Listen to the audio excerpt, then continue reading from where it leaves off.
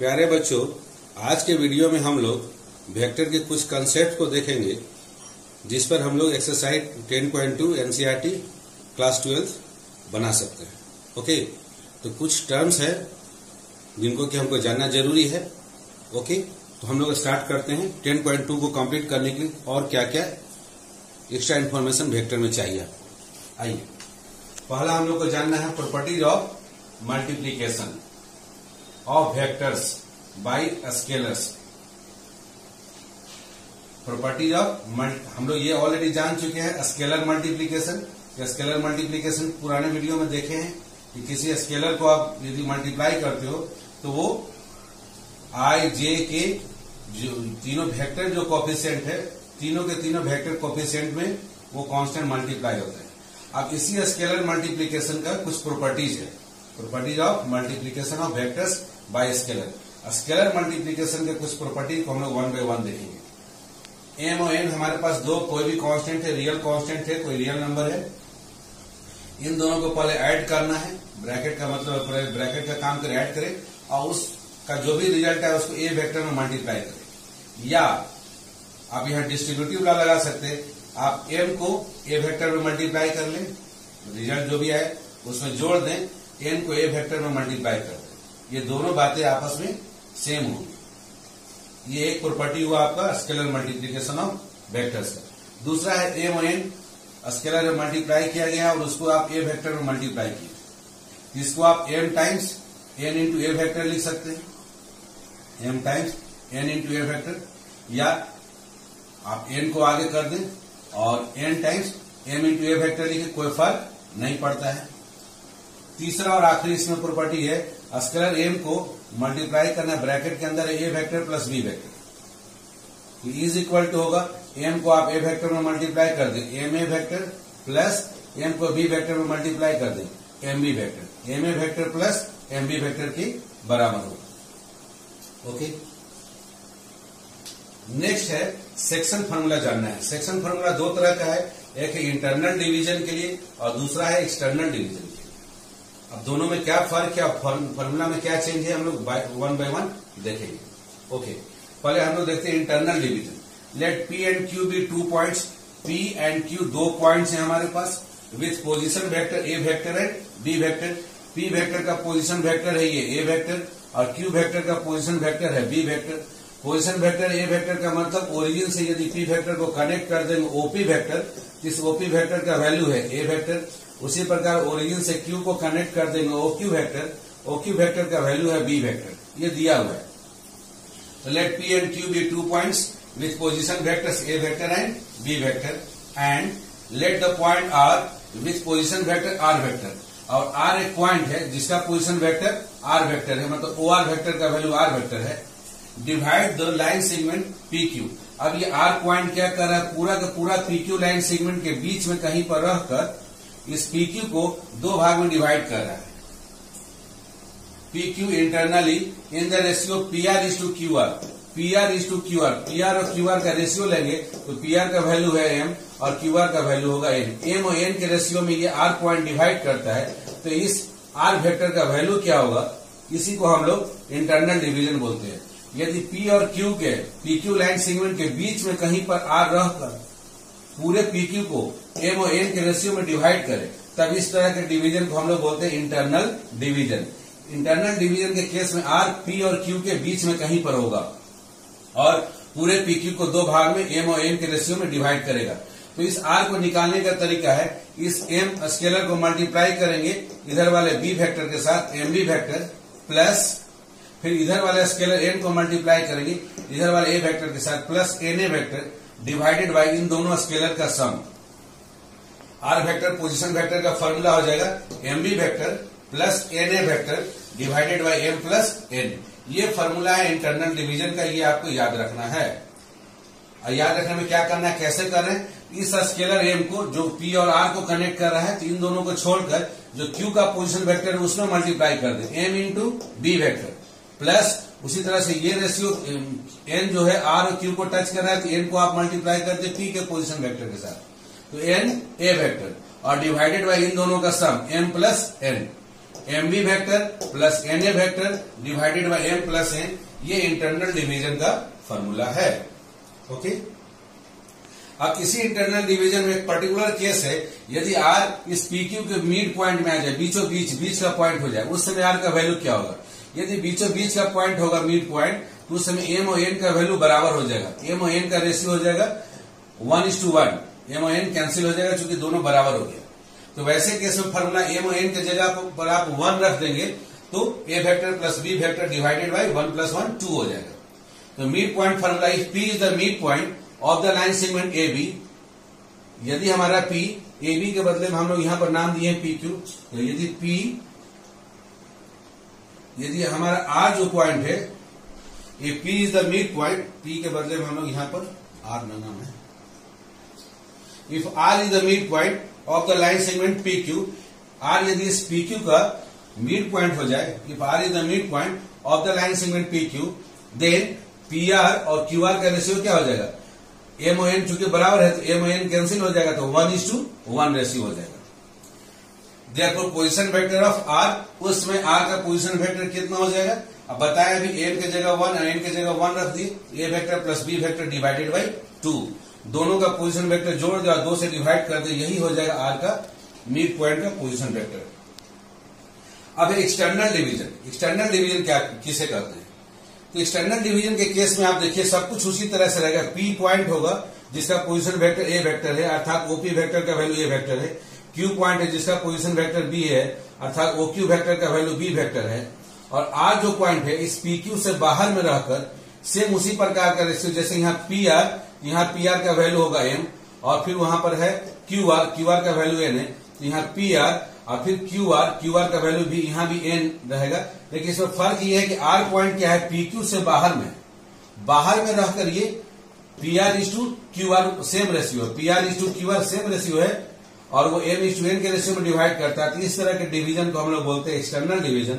और यहाँ आर निकालने का फॉर्मूला हो जाएगा, पहले इसको हम लोग देख ले डिफिनेशन को। Let P and Q be 2 points with position vector A vector and B vector, and let the point R with position vector R vector divide the line segment PQ externally in the ratio PR, वही चीज है PR is to QR equal to M is to N। then तब formula क्या जरा ध्यान देंगे, formula यहाँ पर क्या माइनस हो जाता है। इस M को जो P और R को टच कर रहा है, इस M को मल्टीप्लाई करेंगे इधर Q वाले वेक्टर के साथ, एम बी वेक्टर यहाँ माइनस करेंगे। इंटरनल वाले में फॉर्मूला ऊपर में प्लस होता है और यहाँ पर एक्सटर्नल वाले में माइनस होगा। तो पहले एम को हम लोग मल्टीप्लाई किए, ये एम यहां से यहां तक रेशियो था एम इंटू बी वेक्टर, फिर यहां माइनस करेंगे, अब एन लेंगे, एन इन दोनों पॉइंट को टच कर रहा है तो एन को मल्टीप्लाई कर देंगे हम लोग इस ए वाले पोजीशन के साथ, तो minus n A vector divided by order same रखेंगे, पहले एम है तो एम माइनस एन लिखेंगे। चाहे तो ऊपर न्यूमरेटर में -1 कॉमन ले लें, डिनोमिनेटर में -1 कॉमन ले लें, और दोनों -1 को कैंसिल कर दे तो आप ऐसे भी लिख सकते हैं n A vector minus m B vector divided by, यहां ऑर्डर सेम रखेंगे तो एन माइनस एम लिखेंगे, ऐसा भी कर सकते हैं। मतलब पहले आप एन को लिए, एन क्यू और आर को टच करा तो एन इंटू ए वेक्टर कर देंगे, एन इंटू ए वेक्टर माइनस करना है, ये याद रखना है कि एक्सटर्नल में माइनस करना है, माइनस फिर एम लिए तो एम को आपको मल्टीप्लाई किए बी वेक्टर के साथ, तो minus m B vector divided by order same रखेंगे, एन माइनस एम, यहां गलती से एम माइनस एम नहीं लिखेंगे।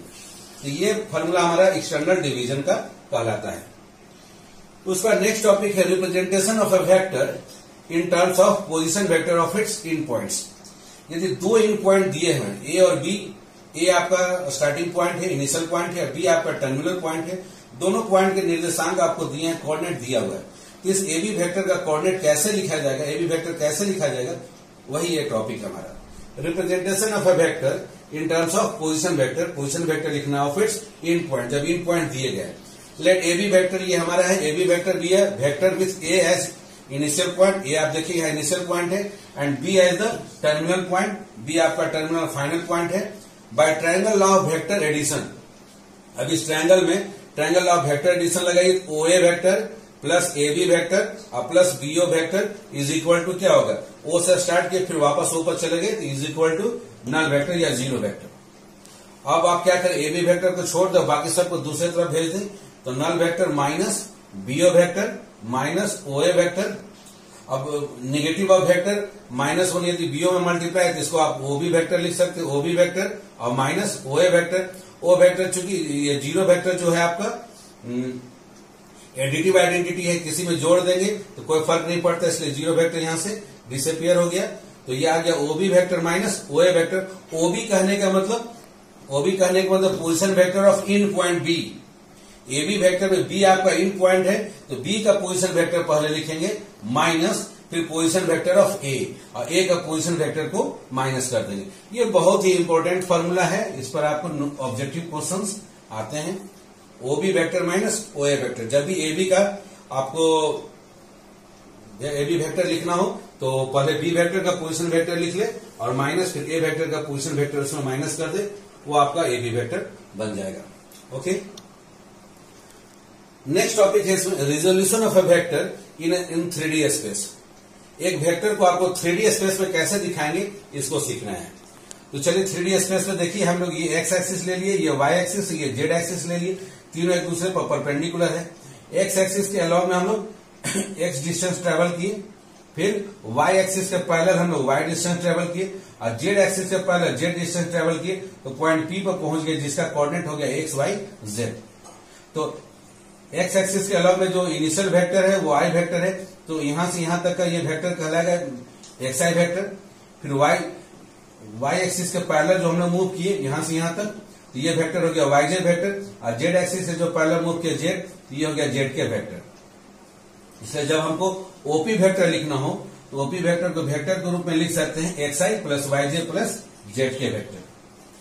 तो इफ अ पॉइंट P, ये पॉइंट P जिसका कि हम लोग पोजीशन वेक्टर r वेक्टर से दर्शा रहे हैं, if a point P r vector in space has coordinate x y z, इसका कोऑर्डिनेट x y z है, देन पहला position vector of point P point का पोजीशन वेक्टर हम लोग कैसे दर्शा रहे हैं, r vector equal to OP vector is equal to xi plus yj, x axis के अलावा में xi, y एक्सिस के अलावा में yj और प्लस zk।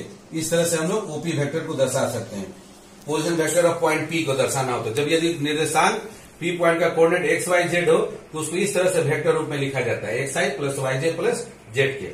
अब इस r वेक्टर का या पोजीशन वेक्टर का मैग्नीट्यूड क्या होगा, magnitude of vector r vector, उसको मॉडुलर साइन में लिखेंगे, is equal to root under i का जो कोफिशिएंट है उसका स्क्वायर प्लस j का जो कोफिशिएंट है उसका स्क्वायर प्लस k का जो कोफिशिएंट है उसका स्क्वायर, अर्थात root under x square plus y square plus z square. ये magnitude of position vector OP vector का मैग्नीट्यूड हो गया। नेक्स्ट है, पूछा जाता है कि इस पोजीशन वेक्टर का स्केलर कंपोनेंट क्या है, scalar component of vector r vector.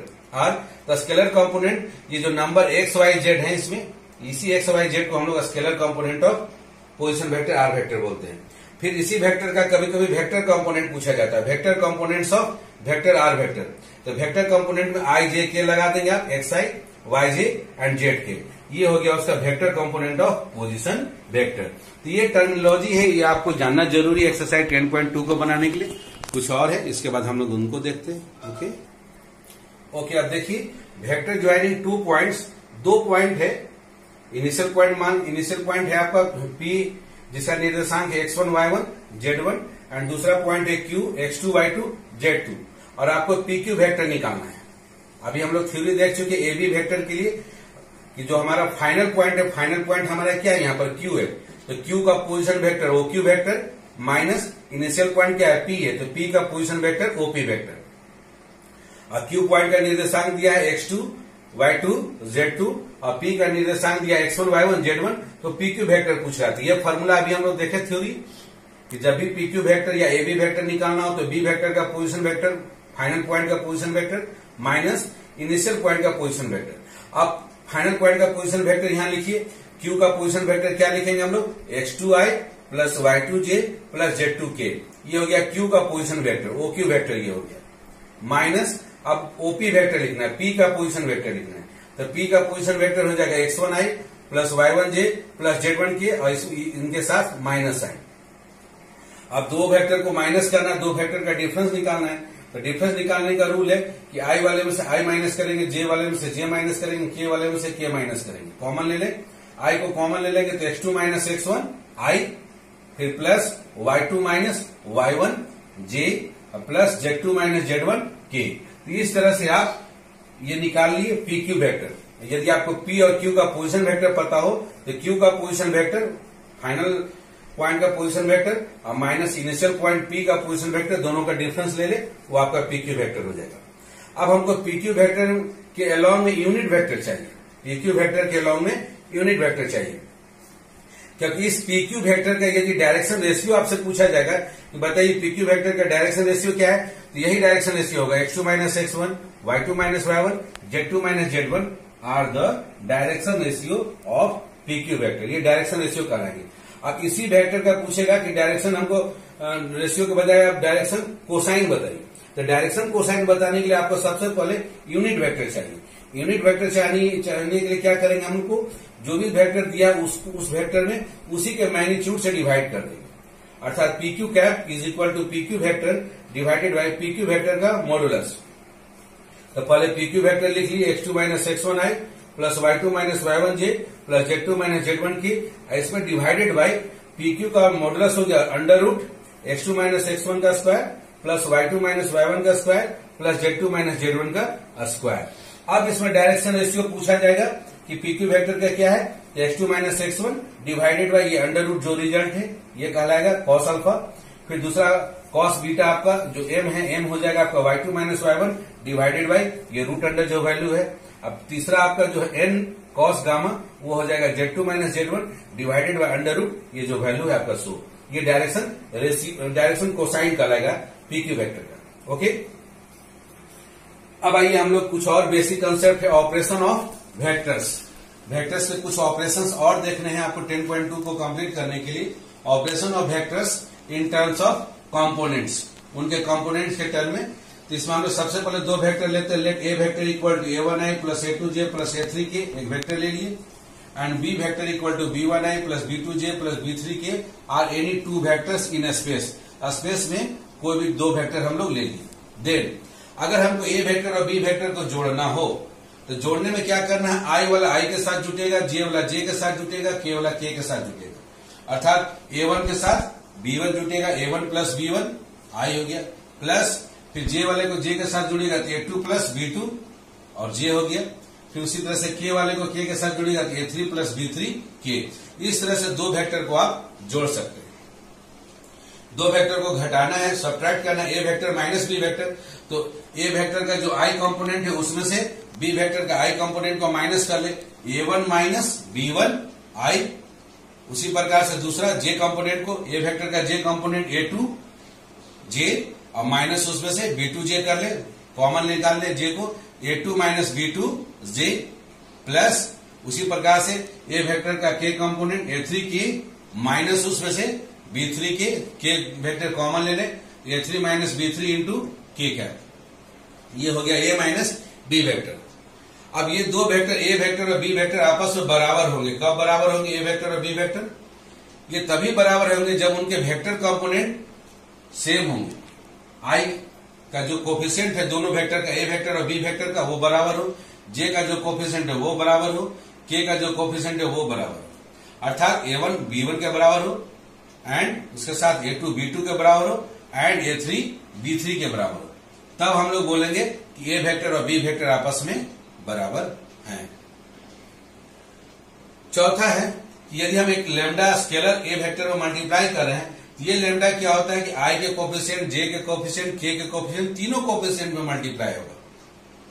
तो आई का कोफिशिएंट a1 उसमें लैम्डा मल्टीप्लाई हो गया, लैम्डा a1 आई हो गया, प्लस लैम्डा a2 जे हो गया, प्लस लैम्डा a3 के कैप हो गया। इस तरह से हम लोग स्केलर मल्टीप्लीकेशन किसी वेक्टर में कर सकते हैं। एक चीज ध्यान देंगे आप कि जो ए वेक्टर है a1i plus a2j plus a3k, ये अगर नॉर्मल सिचुएशन में कोई ए वेक्टर दिया हुआ है, यहाँ a1 a2 a3 क्या कहलाता है, a1 a2 a3 इस ए वेक्टर का डायरेक्शन रेशियोज कहलाता है। कोई भी वेक्टर इस तरह से लिखा हुआ है तो वो उस समय ए वेक्टर का डायरेक्शन रेशियो क्या होगा, a1 a2 and a3 direction ratios के नाम से जाना जाता है। एंड जब हम इसको यूनिट वेक्टर में कन्वर्ट कर देंगे, ए वेक्टर को उसकी के मैग्नीट्यूड से डिवाइड कर देंगे तो ए कैप हो जाएगा। उस समय जो आई जे के का जो कोफिशिएंट होता है वो डायरेक्शन कोसाइन कहलाता है। उस ए कैप का जो कोफिशिएंट होगा आई का तो एल होगा, जे का कोफिशिएंट एम होगा, के का कोफिशिएंट एन होगा। एल को हम लोग कॉस अल्फा लिखते हैं, एन को हम लोग कॉस बीटा लिखते हैं, एन को हम लोग कॉस गामा लिखते हैं। तो ये एल एम एन मेरा डायरेक्शन कोसाइन होता है इस ए वेक्टर का। कब? जब ये ए कैप मेरा यूनिट वेक्टर है। A cap is the unit vector okay in the direction of the given vector. जो ए वेक्टर दिया हुआ उसी वेक्टर के डायरेक्शन में कोई एक वेक्टर लेंगे, उस समय जो आई जे के का कोफिशिएंट होगा वो डायरेक्शन कोसाइन कहलाएगा। तो उसके लिए क्या करेंगे, ए वेक्टर में उसी का मैग्नीट्यूड से under root A1 square plus A2 square plus A3 square से डिवाइड कर देंगे। अर्थात यहाँ एल का वैल्यू क्या हो जाएगा, A1 divided by under root A1 square plus A2 square plus A3 square. M का वैल्यू क्या हो जाएगा, A2 divided by under root A1 square plus A2 square plus A3 square. And N का value आपका जो third है N का value A3 divided by under root A1 square plus A2 square plus A3 square. Okay, अब आइए हम लोग एक न्यूमेरिकल बनाते हैं। जेट बोर्ड में पूछा होगा, 2019 में ही पूछा है, क्वेश्चन नंबर 20।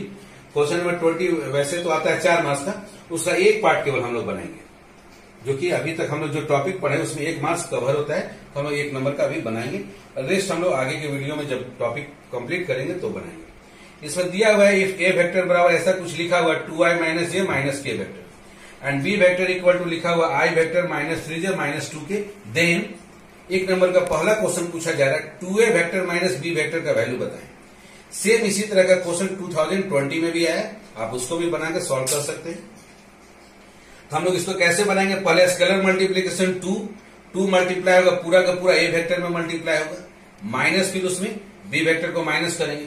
पहले 2 से मल्टीप्लाई कीजिए तो क्या हो गया, 2 2 4i माइनस 2j और माइनस 2k। इसमें से माइनस करेंगे तो माइनस i और प्लस 3j और प्लस 2k, ये हो गया। अब 4i में से i चला गया तो 3i, उसके बाद आपका माइनस 2j और प्लस 3j तो प्लस ये हो गया, माइनस 2k प्लस 2k दोनों मिलकर 0 हो गया, तो 0 k वेक्टर लिख सकते हैं, k कैप लिख सकते हैं, चाहे तो इसको छोड़ भी देंगे तो 3i प्लस जे वेक्टर, जे कैप वेक्टर आप इस फॉर्म में भी लिख सकते हैं। ऐसे सिंपल आपको 2020 में हर बार 2020 हो या किसी भी ईयर में क्वेश्चन नंबर 20 में 1 मार्क्स क्वेश्चन आप आसानी से बना सकते हो। ओके, तो बच्चों आप वीडियो को बहुत ध्यान से देखो और क्वेश्चंस को आप जरूर बनाओ। आप 10.2 एक्सरसाइज को बनाओ, जो भी डाउट हो मेरे कमेंट बॉक्स में लिखना ना भूलो। आइए बच्चों, एक्सरसाइज 10.2 का क्वेश्चन नंबर फर्स्ट जो दिया गया उसको बनाते हैं। Compute the magnitude of the following vector. आपके स्क्रीन पर बच्चों ये 3 वेक्टर दिख रहे हैं, ए vector, B vector, C vector. इन तीनों वेक्टर का मैग्नीट्यूड निकालना है। ओके बच्चों, तो पहला ए वेक्टर का मैग्नीट्यूड निकालना है। तो बच्चों इसमें ध्यान देना है कि स्केलर कंपोनेंट क्या है, आई के साथ क्या मल्टीप्लाई है, आई के साथ 1 मल्टीप्लाई है तो 1 का स्क्वायर, फिर प्लस जे के साथ जो मल्टीप्लाई है बच्चों स्केलर 1 यहां भी मल्टीप्लाई है तो उस 1 का स्क्वायर, फिर प्लस के के साथ जो स्केलर मल्टीप्लाई है बच्चों 1 तो उस 1 का स्क्वायर। और ये तीनों वैल्यू जो 1 स्क्वायर प्लस 1 स्क्वायर प्लस 1 हुए बच्चों, इसको रूट के अंदर लिखना है। तो 1 का स्क्वायर 1 को 2 बार मल्टीप्लाई करेंगे तो 1, तो 1 प्लस 1 2, 2 प्लस 1 3। तो पहला वेक्टर का मैग्नीट्यूड हो गया बच्चों। मैग्नीट्यूड के लिए हम लोग इस तरह का सिंबल यूज करते हैं बच्चों, 2 स्ट्रेट लाइन। तो पहला ए वेक्टर का मैग्नीट्यूड हो गया √3 बच्चों। उसी प्रकार से अब क्वेश्चन नंबर बी का बनाना है बच्चों, 2i minus 7j minus 3k cap vector. तो बी वेक्टर का मैग्नीट्यूड हो गया, i का जो स्केलर कंपोनेंट है 2 का स्क्वायर, फिर प्लस j का स्केलर कंपोनेंट है माइनस 7 का स्क्वायर, प्लस k का स्केलर कंपोनेंट है माइनस 3 का स्क्वायर, 2 का स्क्वायर हो गया 4, माइनस 7 का स्क्वायर हो गया 49, प्लस माइनस 3 का स्क्वायर हो गया 9। सभी को जोड़ दिए बच्चों तो आ गया √62। और आखिरी वेक्टर है आपके पास सी वेक्टर है बच्चों। वेक्टर को रिप्रेजेंट करने के लिए उसके ऊपर में आप एरो सिंबल जरूर देंगे बच्चों। तो C vector equal to 1/√3i plus 1/√3j cap minus 1/√3k cap. इसका मैग्नीट्यूड लेना है बच्चों, तो अंडर रूट हो जाएगा। आई का जो स्केलर कंपोनेंट है 1/√3 उसका स्क्वायर प्लस जे का जो स्केलर कंपोनेंट है, जे के साथ जो स्केलर नंबर मल्टीप्लाई है 1/√3 का होल स्क्वायर प्लस नेक्स्ट जो स्केलर कंपोनेंट है बच्चों जो कि के कैप के साथ मल्टीप्लाई है -1/√3 का होल स्क्वायर। 1/√3 को 2 बार मल्टीप्लाई करेंगे बच्चों तो 1/3 हो गया प्लस अगेन 1/√3 का स्क्वायर 1/3 हो गया। -1/√3 को 2 बार मल्टीप्लाई करेंगे तो माइनस इंटू माइनस प्लस और न्यूमरेटर में 1 इंटू 1 मल्टीप्लाई हुआ 1 और नीचे में √3 इंटू √3 तो 3 आ गया। 3 एलसीएम ले लिए बच्चों, ऊपर में 1 + 1 + 1 ये 3 हो गया। 3 में 3 से डिवाइड किए तो आ गया √1 बच्चों और √1 का वैल्यू हो गया 1। तो इसलिए सी वेक्टर का इस तरह से हो गया बच्चों आपका मैग्नीट्यूड 1। आइए बच्चों एक्सरसाइज 10.2 का क्वेश्चन नंबर 4 बनाते हैं।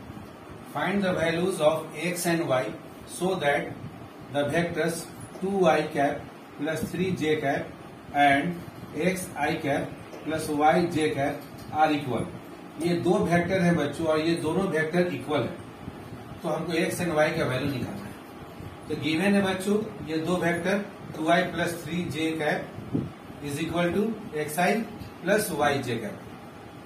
ये दोनों वेक्टर बच्चों आपस में इक्वल है। तो दो वेक्टर यदि इक्वल है बच्चों तो उनके स्केलर कंपोनेंट आपस में क्या होंगे, इक्वल हो जाएंगे।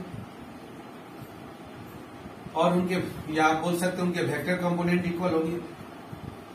तो i का जो स्केलर कंपोनेंट है बच्चों आपका यहाँ 2 दिख रहा है और यहाँ राइट हैंड साइड में क्या दिख रहा है x, अर्थात x का वैल्यू क्या हो जाएगा 2 हो जाएगा बच्चों। उसी तरह से दूसरा हम लोग कंपोनेंट लें j कैप का तो 3 हमारा y के इक्वल हो जाएगा बच्चों। इस तरह से x का वैल्यू 2 हो जाएगा और y का वैल्यू हो जाएगा 3 बच्चों। क्वेश्चन नंबर 4 का आंसर। नेक्स्ट क्वेश्चन नंबर 5 बच्चों, find the scalar and vector component. दोनों कंपोनेंट निकालना, स्केलर कंपोनेंट भी एंड वेक्टर कंपोनेंट्स भी निकालना है। Of the vector with initial point, उस वेक्टर का जिसका इनिशियल पॉइंट 2 1 है और टर्मिनल पॉइंट -5,7 है बच्चों। तो हम लोग मान लेते हैं बच्चों कि लेट इनिशियल पॉइंट का नाम ए है जिसका कोऑर्डिनेट दिया गया है क्वेश्चन में 2 1 एंड टर्मिनल पॉइंट का हम लोग मान लेते हैं नेम बच्चों बी और उसका कोऑर्डिनेट दिया हुआ -5,7। आइए बच्चों इसको हम लोग यहाँ पर फिगर में दिखाते हैं। ए का कोऑर्डिनेट हो गया 2 1, बी का कोऑर्डिनेट हो गया -5,7। इन दोनों पॉइंट्स को हम लोग ओरिजिन ओ से कनेक्ट कर देते हैं बच्चों। अब यदि इसमें हम लोग triangle law of vector addition लगाएंगे बच्चों तो क्या होगा, ए बी वेक्टर, ये ए बी वेक्टर हो जाएगा बच्चों। इस ए बी वेक्टर में फिर क्या जुटेगा बच्चों, बीओ वेक्टर को जोड़ देंगे हम लोग और फिर उसमें बच्चों ओए वेक्टर को जोड़ देंगे। तो हम लोग चले थे बच्चों ए से और फिर वापस कहाँ आ गए, ए पर ही आ गए। तो ए वेक्टर हो गया बच्चों और इस ए वेक्टर को हम लोग क्या बोलते हैं बच्चों, जीरो वेक्टर बोलते हैं। तो यहां से यदि हमको ए बी वेक्टर निकालना हो तो हम क्या लिख सकते हैं, ए बी वेक्टर बराबर इस जीरो वेक्टर में से माइनस करना होगा बीओ वेक्टर और फिर माइनस ओए वेक्टर। इस बीओ वेक्टर में -1 मल्टीप्लाई हो गया बच्चों। जीरो वेक्टर क्या है, ये एडिटिव आइडेंटिटी है, किसी में जोड़ेंगे या सब्ट्रैक्ट करेंगे कोई फर्क नहीं पड़ेगा बच्चों। और बीओ वेक्टर में -1 को मल्टीप्लाई किए हैं तो इसका डायरेक्शन जस्ट रिवर्स हो जाएगा। इसको हम लोग ओबी वेक्टर लिख सकते हैं माइनस ओए वेक्टर।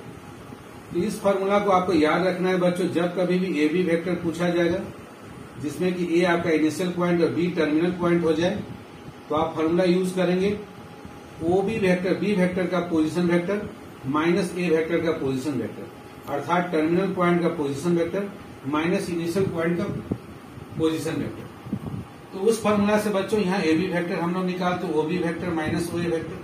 ओ बी वेक्टर का मतलब बच्चों बी का पोजीशन वेक्टर है -5,7 तो -5i और +7j हो गया ओ बी वेक्टर। माइनस करना है बच्चों ओए वेक्टर।